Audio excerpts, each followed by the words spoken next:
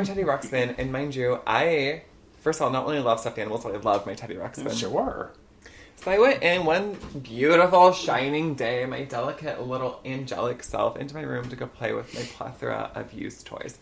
And I grabbed my Teddy Ruxpin, and we're going to go on an adventure because he chit-chats with me. And so I turn it on and press play, and bitch, let me tell you what, some screaming death angel comes out of that bear's mouth, and I screamed and threw it and ran out of the room, just to find my brother cackling, because he put some sort of other cassette in there. Death metal. And I want you to know that, because Teddy's eyes would move in his mouth. When you put in a tape that was not meant for it, its mouth would just stay open and its eyes rolled back. So literally, he's screaming some scary-ass death metal at me with his eyes rolled back and his mouth is just open. And I'm like, never again. So that was that the end of Teddy Ruxpin for you? No, but I never put anything back in him. And he sat, like, up. Like, oh, no, girl. No, he was possessed by that point. But you telling me you're hearing, like, the Mario theme song makes me just think of... Well, it also, you telling that story makes me think of, I had a toy that looked like the little creatures in Star Wars. What do they call Ewoks? Uh-huh.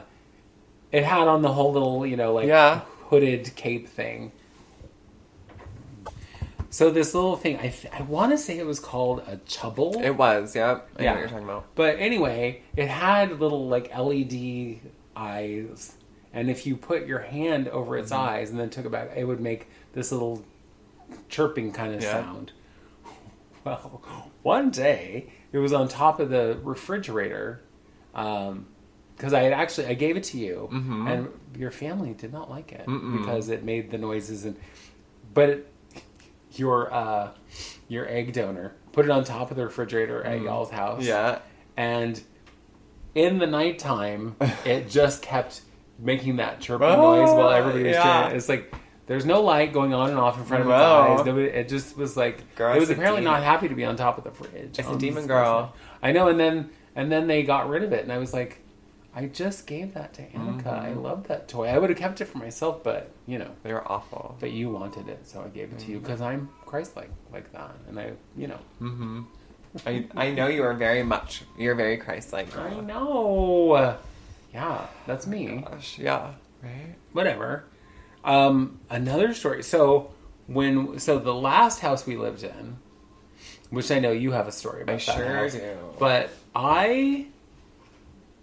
one of the things I was told by, again, a friend who has some psychic connections was like, oftentimes when you have teenagers in your house, they will bring with them some kind of crazy energy stuff. And specifically, we had teenagers that were not our teenagers. We were foster parents. Yeah. And so we had these troubled children who would come into our house and stay for whatever amount of time.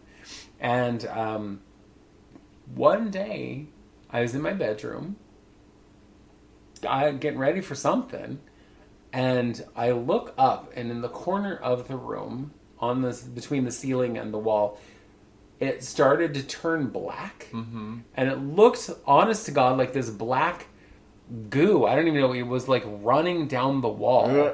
And I'm all, what the act... And my thing, when I become, like, in those moments where I feel some kind of otherworldly kind of energy, I'm often unable to speak, and I get very emotional. And at that moment, and T was standing in there with me, my husband, and he doesn't see anything. It's just me, and so luckily he doesn't think I'm crazy. You just look like you're bursting into tears for no reason. Right, I'm just sitting there watching, The Amazing Race or whatever, and all of a sudden I'm like freaking out. And I was just like, make it go away, and he's like, what? And I was like, tell it to go away. And he didn't ask me, he just was like, he told it to go away, and it went away. Go away? And it's like, am I telling you to go away? Do we need to put you away? No, honey. I mean, he did not have me locked up. That was nice. Not that time. Not that time. But, it's like when we went to Salem, Massachusetts, one of the things that he specifically liked to do, and I enjoy too, was going to different cemeteries. Because now cemeteries there are hundreds of years older than most of the ones here. Right. And if you're lucky, you're going to see famous headstones, which we did. We saw people that was like, I know them from history. Yeah. whatever. Well, From when I was in history, do you know how I met when them? I was in history, right, one of the times I was whoever I was in a past life. So we're at this one cemetery that abutted up against the old Salem prison. But this prison is all fenced off. You can't get anywhere near it, except there's this one wooden building. This is like an outbuilding of the prison that you could walk right up to because there was no fence. You couldn't get into it. You couldn't get on the prison grounds, but you could be up to the back side of it. And people had graffitied it and whatever. And I walked. I don't know why. I felt drawn to it. I walked up to it. And when I got within a few feet of it, I just immediately was sick to my stomach and just burst into tears. And I was like, couldn't speak, couldn't do anything. I had to get away from that energy. It was horrible, horrible. And it wasn't until sometime later that I found out that building was the building where they hung the people who were on death row. That building has now been destroyed. Yeah. They got rid of it, thank God. But they turned the prison into a frickin' bed and breakfast McMinimans kind of joint. And I'm like, no, ma'am. no. Yeah. Why? There's not enough sage in the world to get all that energy out of that place. No, girl. So, no. You could get every person who did any sort of protection, anything, Right. any sort of cleansing, anything. Your amulets, your what have you. No, We'll thank call you. all the shamans from all the land. Right. But I know that you also had an experience in our last house. Yeah. Yes. So there was the garage was converted into like a family room. Yes. And at this point we had a sectional, but it was like separated. So part of it, like the love seat part of it, was against the wall, and like the longer couch part was like in the middle of the room. Anyway, but there's a space where you can walk between. So I'm laying on the long portion on my stomach watching television. And your husband is sitting on the love seat version with headphones on and cross-stitching. And I am 16, 17. Yeah, about that. And I'm just watching. And we're the only two home. And I hear someone go, hey. And so I'm laying on my stomach, and I just turn and look at your husband, and I just stare at him for a minute. Mind you, he has headphones on. He's not watching TV. He's cross-stitching, headphones, whatever. And I stare at him, and he finally notices I'm staring. He's like, what? Like, why are you staring at me? And I was like, why did you say hey to me? And he was like, I didn't. Clearly, I'm cross-stitching headphones. And I was like, no, fuck you. No. Tell me why you want my attention before I get irate. No. But I was like, why? No. I clearly heard you. He was like, no, I didn't say anything. I've been doing this. And I was like, what? And immediately, like, all the hair on my body stood up. I started to pee. Tears in my eyes started to form. And I was like, no, literally, somebody said hello to me while I was here.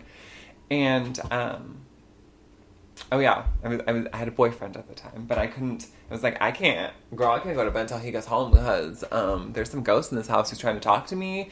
And, like, I don't need another person trying to holler up at me. It is a thing. Everybody in this family, somebody from the other side trying to get I'm with like, you. girl, listen, no.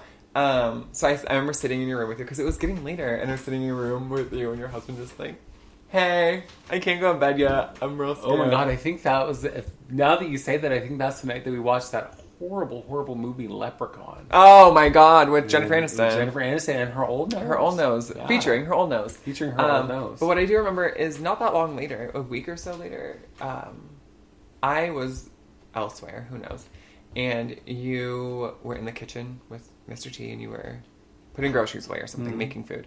In the kitchen, when you walk in the front door, right, you walked into like this open living room, dining room situation, and the kitchen was kind of closed off, right? So you couldn't see into it. But I remember I came back from, I don't know where I was, who knows. But you were like, you heard someone speaking there too. No one was home, but it was just you two. But you can't see out into the dining room. But you said that you heard someone say like, hello, or some sort of greeting or something. And I was like, I'm not crazy. Oh yeah, I'm not crazy. Well, I don't know that I go that far. I know. She's not crazy. Come bitch. on. I know, so I was very trepidatious with kind of everything from that moment on, because I was like, nope. No, who's here? Ma'am, who here? Mm-hmm. Oh, now that we both mentioned my husband, I do want to tell you that he thought it would be fun to put a little segment in our show. Ask a... Mortician? Mortician, thank you. I was like, well, because I don't Ask ever a call person. him a mortician. Yeah, that's but what he he is a mortician. That is what he does for his real life gig. That's how does. he keeps the lights on here. And He counsels the dead. he counsels the dead, girl, right? It's a lot. Right. Oh, the stories he tells. Anyway, so when you start sending us those emails, And hate mail. you can send us questions to the burning questions you want to know about Being mortician. being mortician. I mean, because I know we're not that interesting, but being mortician. Whew, Girl. super interesting. Super And then, interesting. so we're going to take one more quick break, and then we're going to come back and do Tales from the Drag Closet. And we are back. Ooh, and so, welcome. since our theme today was ghosts and Ooh. spooky things and whatever, Yes.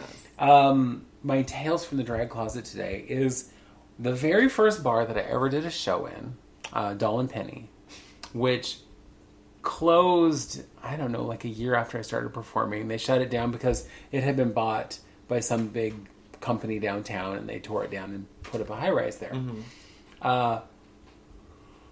But what some people may not know is many of the buildings downtown, the old buildings, if you go down into their basements, they have passageways that'll take you to the Shanghai tunnels.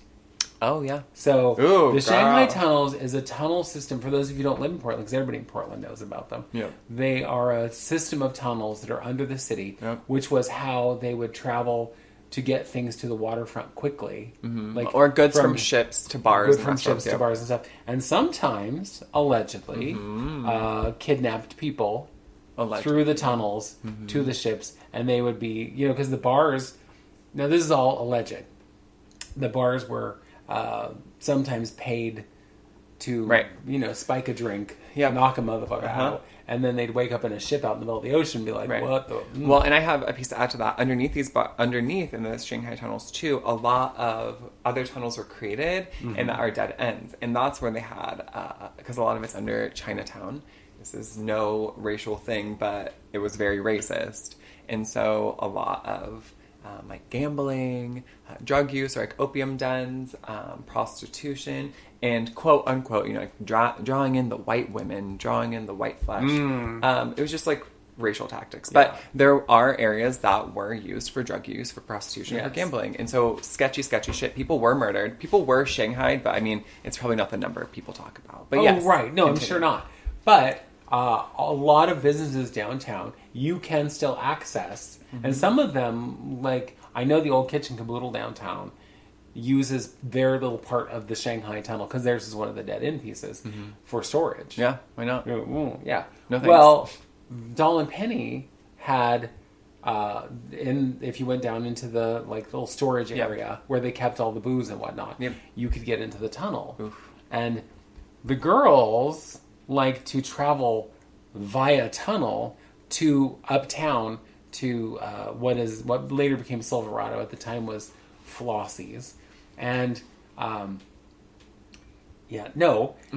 because, well... Did you do it? No, because I was too scared. Yeah. But I remember, my drag mother and different people were like, we're all going to go here, we're going to go up through the thing, and then proceeded to tell me, well, almost every time we go, something weird happens. Like, we'll see someone in the tunnel. Yeah. Like, we'll see...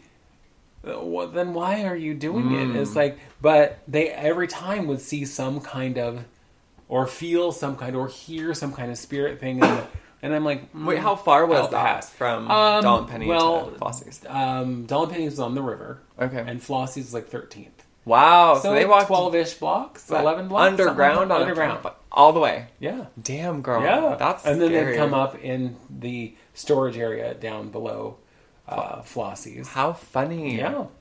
But then they could also get in, into the bar without going through, past the doorman or whatever.